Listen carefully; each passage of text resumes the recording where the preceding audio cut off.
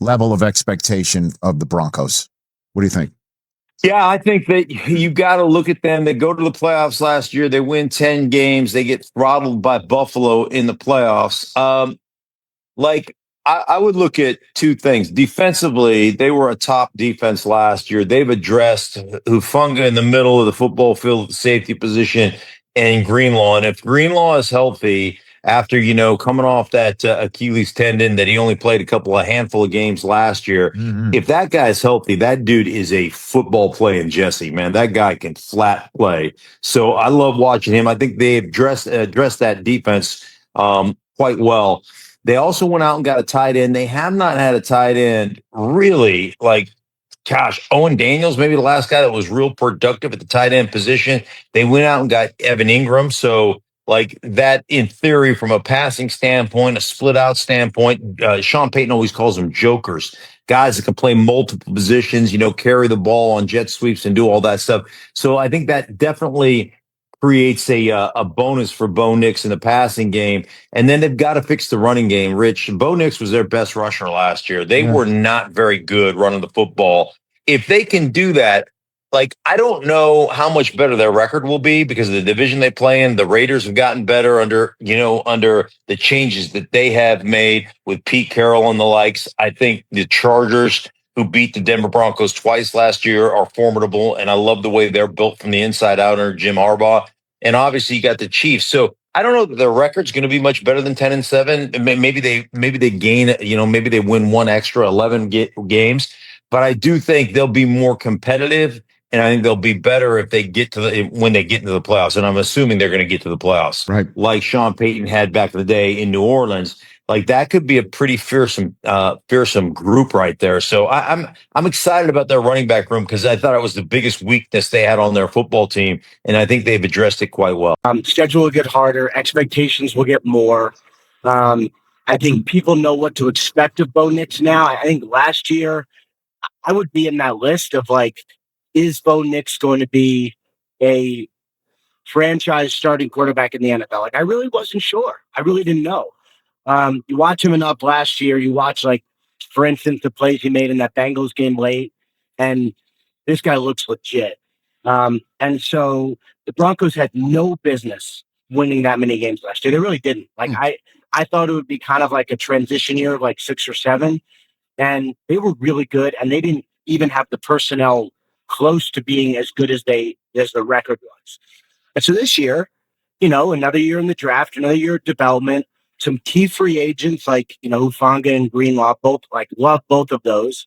They should be good. I know the expectations are more, but they should be more ready as an organization to be good. And it was a good reminder for me, and I guess for everyone, that Sean Payton is a very, very excellent head coach. The Denver Broncos are no longer the NFL's forgotten franchise. Last season, they shocked the league, clawing their way to a 10-7 record and a playoff berth defying the oddsmakers who pegged them at just 5 wins. But now, the spotlight burns hotter. The schedule is a gauntlet.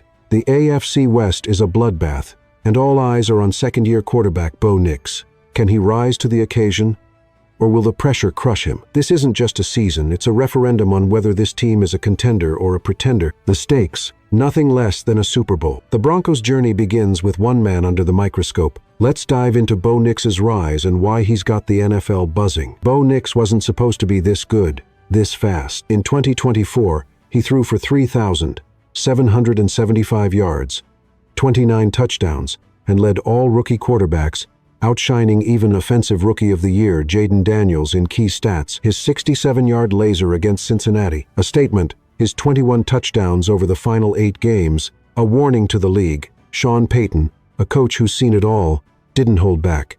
He's going to be one of the top 4 or 5 quarterbacks in the league in the next 2 years. Bold, maybe, crazy. Not if you saw Nix carve up Arizona's starting secondary in training camp. But here's the rub. Some doubters like ESPN's Seth Walder predict Nix will lose his starting job by 2027. They point to his -2, 4% completion percentage over expectation and 16 yards per dropback as red flags.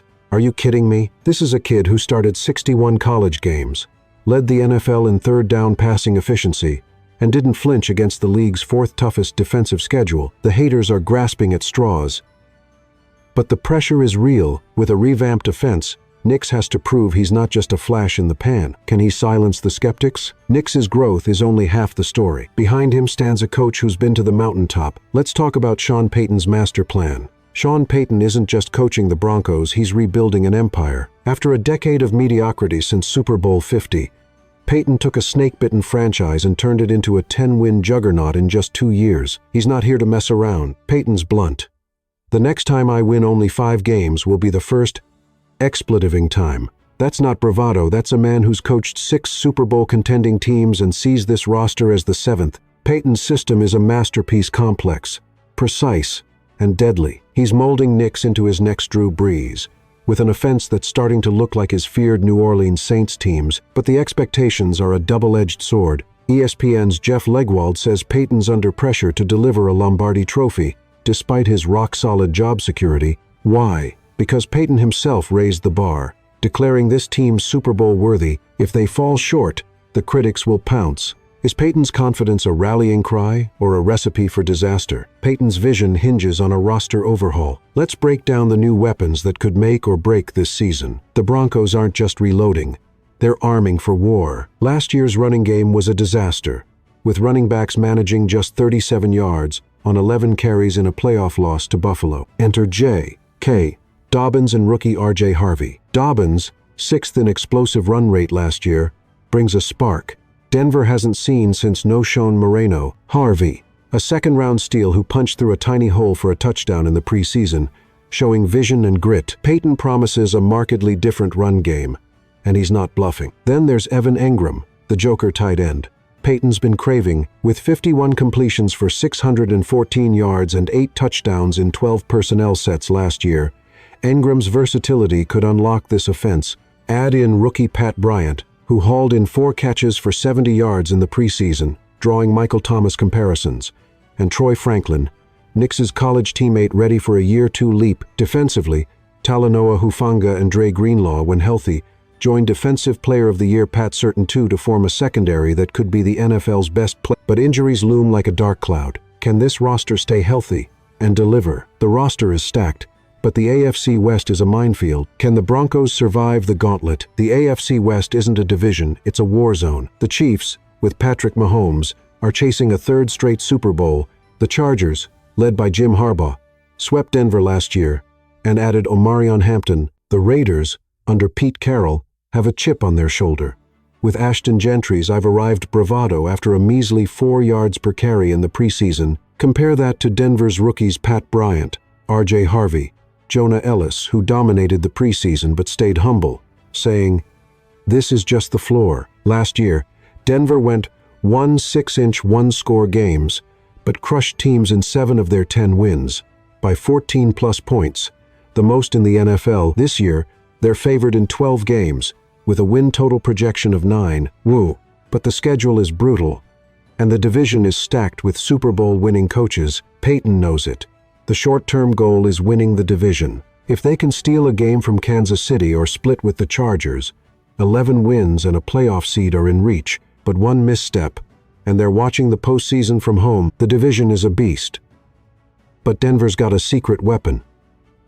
A fullback who could change everything. Let's talk about Adam Prentice. In a league obsessed with glamour, Sean Payton still loves his fullbacks. Enter Adam Prentice, a 6'0", 245-pound battering ram who's the perfect fit for Payton's system. With Michael Burton, 33, sidelined by a hamstring injury and possibly headed to IR, Prentice, a former CSU Ram and Saints lead blocker, steps into the spotlight. This guy's a bowling ball, blasting holes for Alvin Kamara in New Orleans, and now set to pave the way for R.J. Harvey. Prentice isn't just a blocker. His PFF pass protection grades are stellar, and he's shown flashes of versatility, catching passes out of the backfield and powering through for first downs. Payton's obsession with fullbacks paid off last year with Burton's goal line dives. But Prentice, at 28, brings youth and explosiveness. This late preseason signing could be a game changer, especially in Week 1 against the Titans. Is Prentice the missing piece to unlock Denver's run game? Prentice could be the spark, but it all comes down to one question. Can this team go all the way? The Denver Broncos are no longer underdogs. They're a problem. Sean Payton's got a top 2 offensive line, a top 4 defense, and a quarterback he believes is elite-bound. Last year's 10 wins were just the beginning. With a revamped run game, a dynamic tight end, and a secondary led by Pat Surtain II, this team is built to compete with anyone, but the ghosts of that 31-7 playoff loss to Buffalo linger. The AFC West is a meat grinder, and injuries like Greenlaw's Achilles or Burton's hamstring could derail the dream. Payton's not backing down. This is a team capable of winning the Super Bowl. Bo Nix is ready. The rookies are hungry. The veterans are battle-tested. Clear your January. Clear your February. The Denver Broncos are coming for the Lombardi Trophy, and they're not asking for permission. Will they shock the NFL, or will the weight of expectations crush them? The journey starts now. Hit that subscribe button, join the conversation, and let's ride with the Broncos to Super Bowl glory.